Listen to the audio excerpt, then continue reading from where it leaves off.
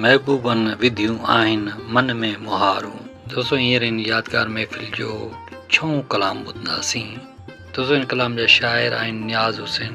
तमामु ख़ूबसूरत शाइरी आहे ऐं उस्ताद जलाल चांदी जी गायकी पंहिंजे वक़्त जी हिकिड़ी निराले अंदाज़ में आहे। दोस्तों तव्हां ज़रूरु ॿुधो। उस्ताद जलाल चांदी जी यादगार नायाब प्राइवेट महफ़िल वॉल्यूम नंबर 2 तव्हां ॿुधी रहिया आहियो वॾेरे नूर मोहम्मद वसाण जे ताउन सां, जेको उस्ताद जलाल चांदी जो सचो आशिक़ दीवानो ऐं परवानो आहे। दोस्तों इन कलाम जे लाइ असांखे फरमाइश कई आहे वॾेरे नूर मोहम्मद वसाण ॻोठ रावताणी ज़िले सांगड़ तालुके सिंजूरे मां, वॾेरे दिलावर वसाण ॻोठ सादिक वसाण जाम नवाज़ अली ज़िले सांगड़ खां, अब्दुल वहीद हाजाणो टंडे आदम खां, शाइर अली अकबर सोलंगी ऐं फ़नकार अजब जलाल मीरपुर माथिले खां। अचो त पोइ गॾिजी ॿुधूं पंहिंजे चैनल कामरान जानी सिंधी यूट्यूब ते ऐं पेज फेसबुक ते।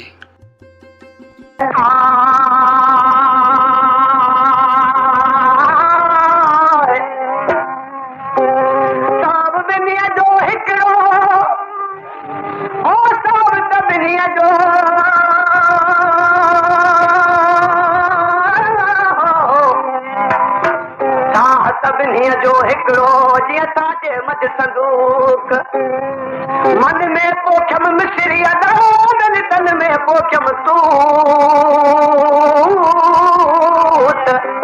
हाणे अची खां मलूक मत रुठारी रजी वञो।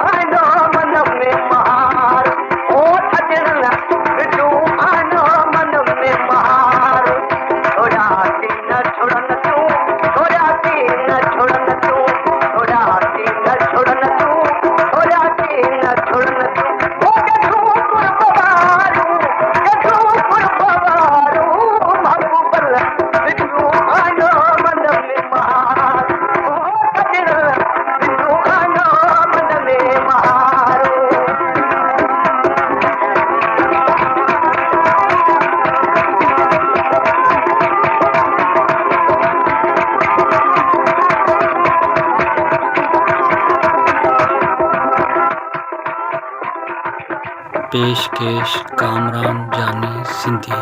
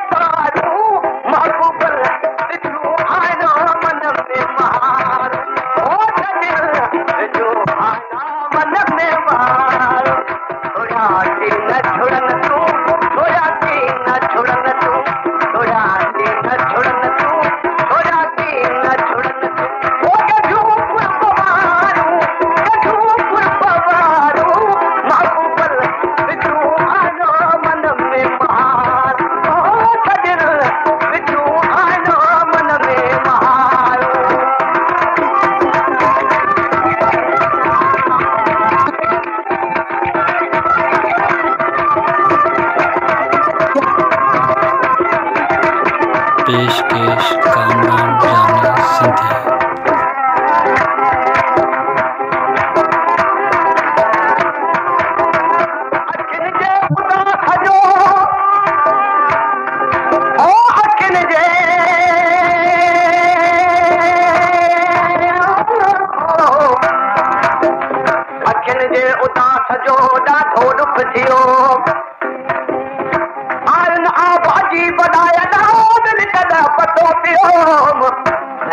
खे रोकण जो वॾो वठ कयो साहिब मौला तिनी खे अदान पदे पादे विधोम हाणे तेरनि खे चयो मुतबर जो कीन रुअण खां